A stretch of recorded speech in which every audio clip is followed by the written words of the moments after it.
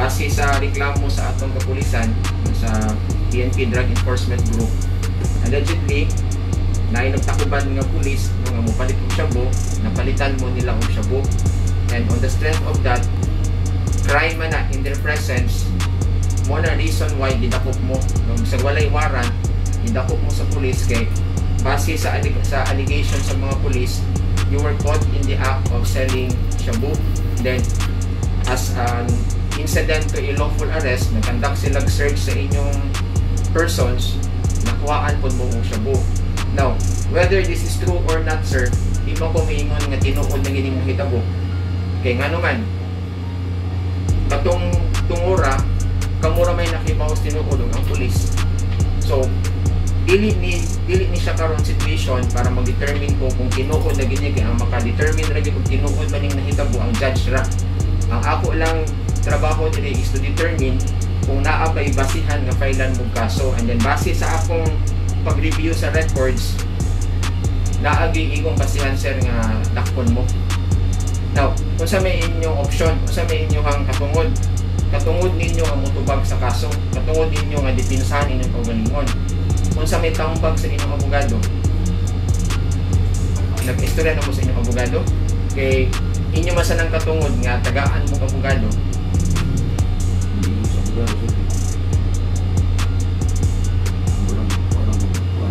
mag-plea bargaining na lang mo.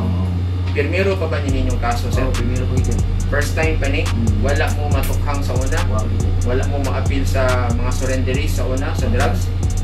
Within man sa limit, no? Ang ilahang weight sa drugs? Kaya sir, over sir. Over? Kaya pa. Ah, okay. Depende pa na, sir, kung sa gidaghanon or weight sa droga nga nakuha sa imuha, kung maka-avail ba ka. So, i-check pa na nato kay matter man, sir, ang gidaghanon sa droga para maka-avail mo sa plea bargaining. Kung sa pa may inyong gustong i-isulti, na may gustong i-padayag na ko, sa may inyong gustong ipangutana, sige, it's your chance now to ask.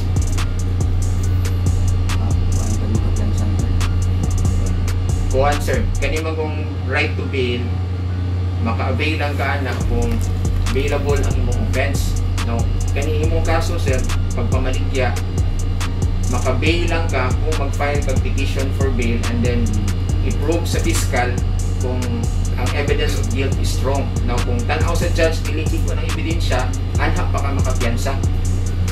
So, basically, sa di ka kapiyansa, ani kasuha kay bukat man siya. So, samtang nag-pending ang kaso,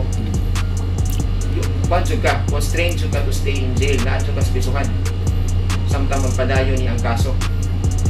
Ang buhaton ninyo, kung naa mo'y ka-afford nga abogado, pangita ng mong abogado nga makadipinsa ninyo, o kung di kayo mo ka-avail sa abogado, kabayad, na may public attorney's office nga mo dipinsa sa inyong korte. So, mo na lang inyong option, dipinsahan sa korte ang akusasyon batok sa inyo. Maka-avail pa ni siya. Maka-avail pa ka sa plea bargaining. Sige, sa pa may inyong gusto ipangutana.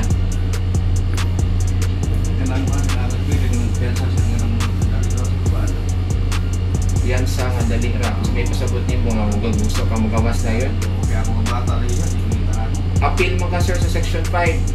Ang allegation sa police, kung anong ka, kanang kamumanduha ang namaligya, ikaw may nagtuno sa item,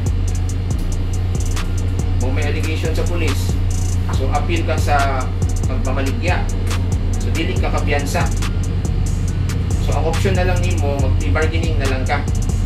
At this time, dili pa ko mo determine kung tinuod maging kung dili, because like what I said kanina, kamurang nakibaw sa ginahitabo dito.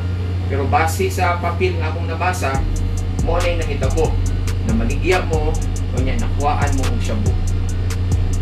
So mo na ang kaso, duha inyong kaso ang katubangon, pagpamaligya o katong pag-possess og shabu, kay nakaptan man mo shabu, pag dikisa sa inyo nakuhaan man mo